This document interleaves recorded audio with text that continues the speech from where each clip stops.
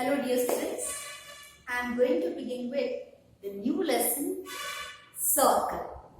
You might have studied in the earlier classes about the circle, especially in class 9 we had a very big chapter and so many theorems we studied. Please go through that once again, okay? But still, we will begin with the basic concepts only, from the definition of circle to the last topic, tangent. We will discuss each and everything. So, if you want to define a circle, how you will define, children? Yes? Circle means what? The locus of all the points, these are the points, okay? If we join the locus means joining a points forming any shape, that is called as a locus, okay? So, locus of all the points which is situated at a fixed distance from the fixed point is called circle. Okay? What is circle? The locus of all the points which is situated at a fixed distance from the fixed point is called circle. You have to write all the definitions by yourself. Okay. Next, after the circle, this fixed point is nothing but it is called as center of the circle, and the distance between the fixed point and the point on the circle called as radius. This is the radius, okay? Distance between the fixed point or the distance between the center and the point on the circle is called as radius, children. Okay? And what do you mean by chord? Distance with, if you will join any 2 points of the circle, a line segment which is formed, that is called as chord. So you can see that line segment formed by joining any 2 points on the circle is called as chord. Okay, last time we have studied chord perpendicularity theorem. There also we will discuss about the chord. Okay, next is, this is a line which you can see, children. It is intersecting the circle at 2 points. Okay, this is a line which intersects the circle at 2 points. So this line is called as secant. So if you want to define a secant, what you will say? Line which intersect the circle in 2 points is called as secant of the circle. Okay? What do you mean by secant? Line which intersect the circle in 2 distinct points is called as secant. Then you will see that, then what is the difference between chord and the secant? The main difference is, children, secant is a line and chord is a line segment. So you can say that chord is a part of secant, we can say. So like this, suppose if I name here something R and S like that. So this R and S already I have given here. Something different we will name. Suppose this is B and this is C. So BC is a chord of circle, or you can say line BC is a secant of circle. What you can say? BC is a chord, or else you can say line BC is a secant. When you use the word line, it will become a secant. Okay. Next, this is called as tangent, children. Means when line intersect the circle at only and only 1 point, then it is called as tangent to the circle. Again, it's a line. Line which intersect the circle or touches the circle at only and only 1 point is called as tangent to the circle. Now, when the line intersects the circle at 1 point, this point is called as point of contact, which this can name it by D children. Okay. So these are the basic information, basic definition you should know about the circle to learn the theorems, to learn the properties. Okay. And everyone knows what do you mean by the circumference. What do you mean by the circumference? Length of the boundary of circle is called as circumference. Okay. And what do you mean by area? Region enclosed in the circumference of circle is called as area of circle. Anyhow, circumference and the area is not important in this chapter. Later on we have to see. Main things you should know: the definition of chord, secant, point of contact, tangent, diameter, radius. These are the basic definition which we require for the further theorems and properties. Okay. Hope you understood this. You have to write the definition of each things what I have made here compulsory. Okay. Next, the first theorem which we are going to study here in this chapter, that is tangent radius theorem. It is called as, children, tangent radius theorem. So the definition, the theorem is the tangent at any point of a circle is perpendicular to the radius through the point of contact. Means, according to the statement, you must analyze what is given and what we need to prove. Here it is given the tangent at any point of a circle, means tangent is given.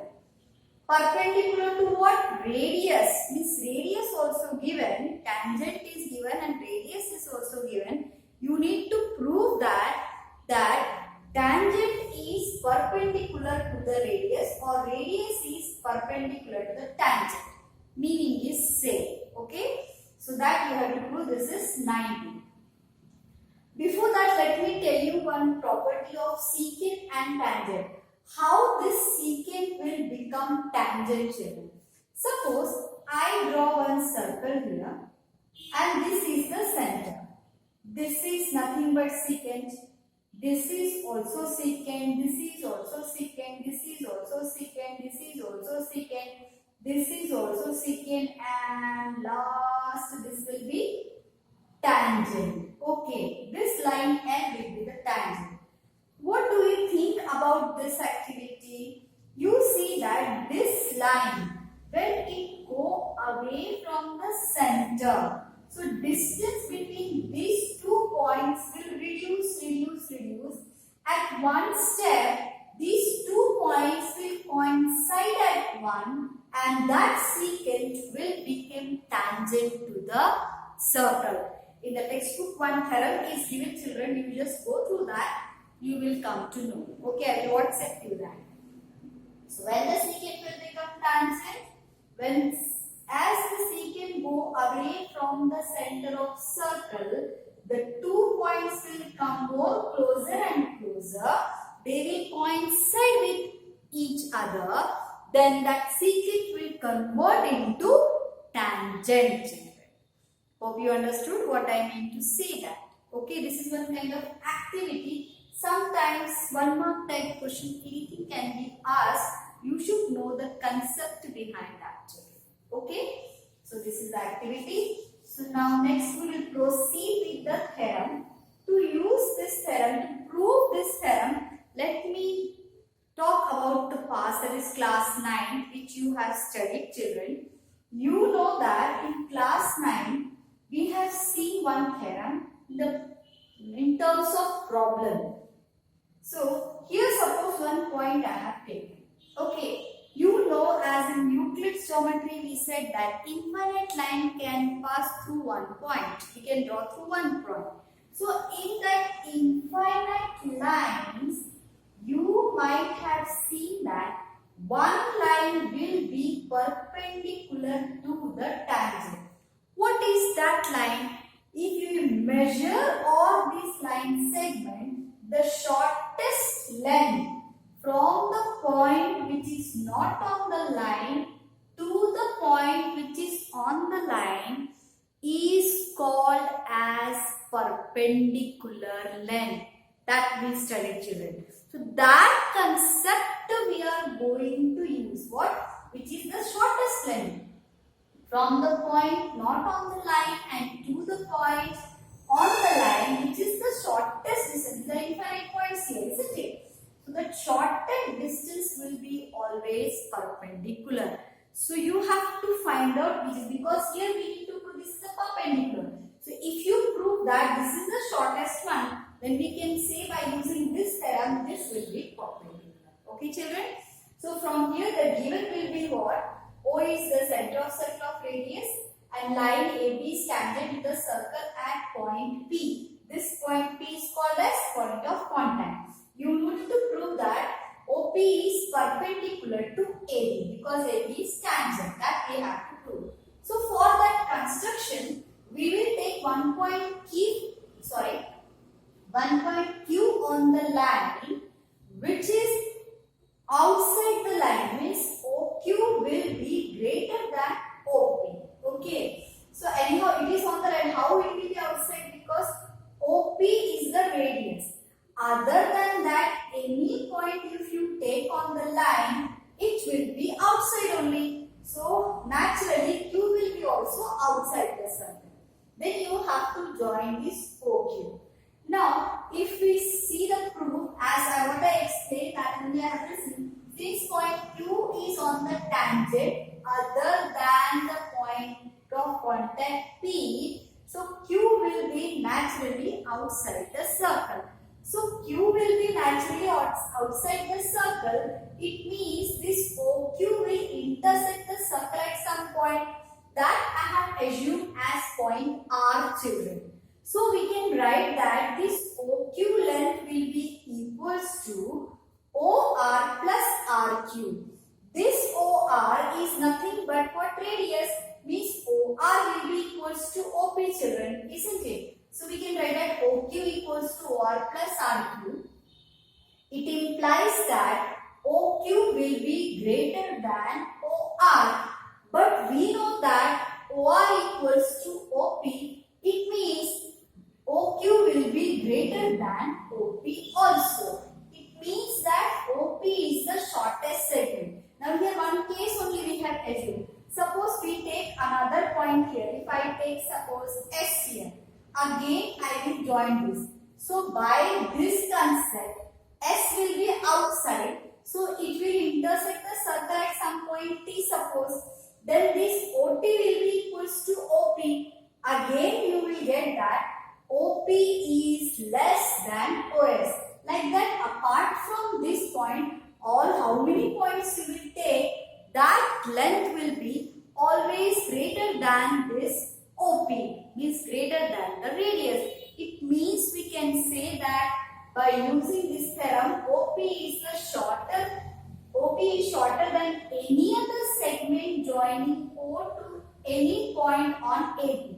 This we don't have to show, children. Just imagine and you have to write about that. Any point if you take, you will get the same condition. So I have written in a generalized way that OP is shorter than any other segment joining O to any point on AB. As we know, among all the line segments joining the point O to a point on AB, the shortest one is the perpendicular from O on AB, as I have explained here. So hence OP will be perpendicular to AB.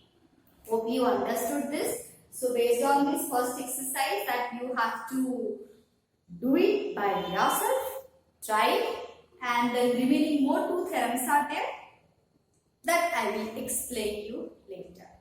Thank you and have a great day.